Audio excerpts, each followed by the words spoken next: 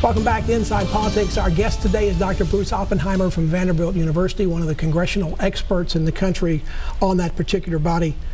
Dr. Oppenheimer, if the Democrats retake the House, does that suddenly put perhaps on the front burner the idea of impeaching President Trump? I don't think that that necessarily gets on the front burner. I'm sure there will be more Democrats who talk about it. I think that whatever happens, whoever's in charge, they have to wait to see how the Muller investigation plays out first before they move ahead.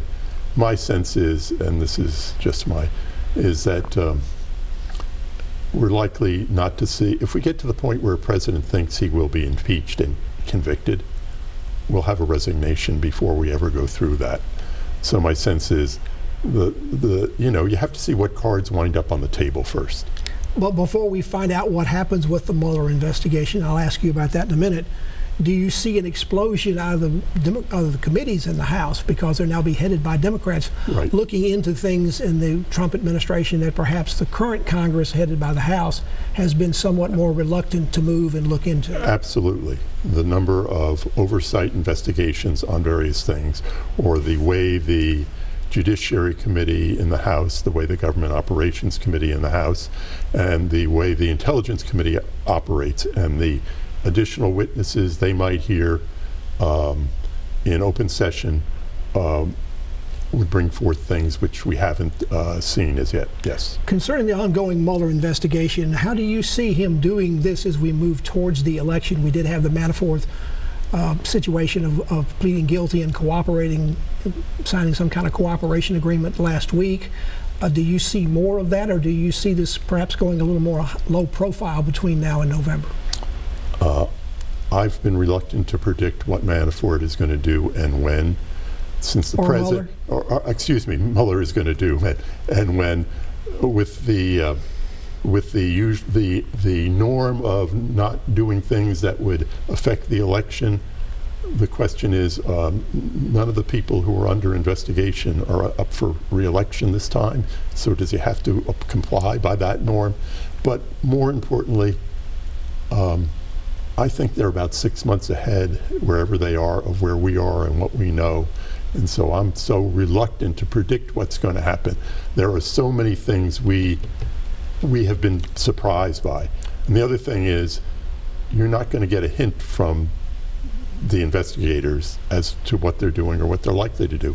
It just happens. Any thought about whether he might send some sort of interim report to Washington rather than to go into a confrontation about a subpoena or trying to get the president to appear before a grand jury? Might he send an interim report saying, well, here's what I found so far. It's up to Congress to decide politically whether this is impeachment or what it might be? In my gut, I think that Mueller does not need the president to testify. That the efforts to get him to testify are to add legitimacy to the investigation, and that he probably has what he needs. And it's not a matter of would the president be entrapped if he went in to testify. Would there be some sort of perjury problem that he would have? I think that's not what's in play. What's in play is Manafort trying to make his investigation look fully legitimate. Going back to Tennessee politics, very close between Phil Bredesen and Marsha Blackburn. They've been back and forth in the polls one way or the other. There's a debate coming, the first debate's coming up this week, first of perhaps two. Are these going to be, is this going to be a critical event in this, could the race turn on what happens in the debate? Maybe at the margins. You don't see them side by side. The margins might be the difference. That's right.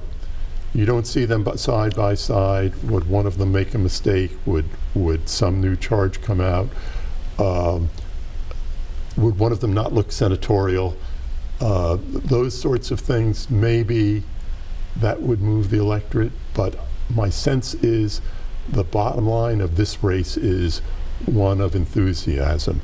And are the Democrats just sufficiently enthusiastic, and is Bredesen able to attract enough independents and moderate Republicans to make a race out of it or not. Taking that over to the governor's race, so far Carl Dean has not been able to show the same kind of numbers that Phil Bredesen has. Can he find a way to bring some of those Bredesen voters over to him so he can narrow that double-digit gap he's got with Bill Lee? I think there is actually more room for movement in that race than in the senatorial race, because statewide neither of those candidates is as well known. And so if you get new information as a voter that you didn't know, that might surprise you, I think it can potentially have a bigger effect. I think a lot of people know what Phil Bredesen's about and know what Marsha Blackburn's about, that they've had enough visibility. And I think that's far less true of Bill Lee and Carl Dean. So you think a debate, there are 3 debates in the gubernatorial race coming up, you think the debates might play a bigger role there because both those candidates are not nearly as well known statewide as, say, Phil Bredesen, and for that matter, Marsha Blackburn are? Absolutely. They're like restaurants you haven't been to before. And you go into the restaurant for the first time, and if you get a good meal or you get a bad meal. You know, Phil Bredesen and Marsha Blackburn are restaurants people have gone to a lot. With Bill Lee, he's not as well known. He's probably the least politically known, politically or governmentally active since Winfield Dunn. Is that an advantage for him right now, and how does he keep that advantage? Well, I think that's an advantage, and it's been a positive. He's had very good positive reception so far, but people don't know a lot about him, and so that's always something that leaves a certain amount of uncertainty and potentially more volatility. Bruce Oppenheimer, thank you so much for coming in again. Let's look forward to some great baseball playoffs coming up. Yes. And thank you for joining us on Inside Politics this week. Hope to be back here again next time. If you can't get enough politics in the meantime, go to the NewsChannel 5 website. You'll find my Capitol View commentary there. There's a new commentary posted every Friday afternoon. Enjoy the rest of your weekend, and we'll see you back here next time. Goodbye.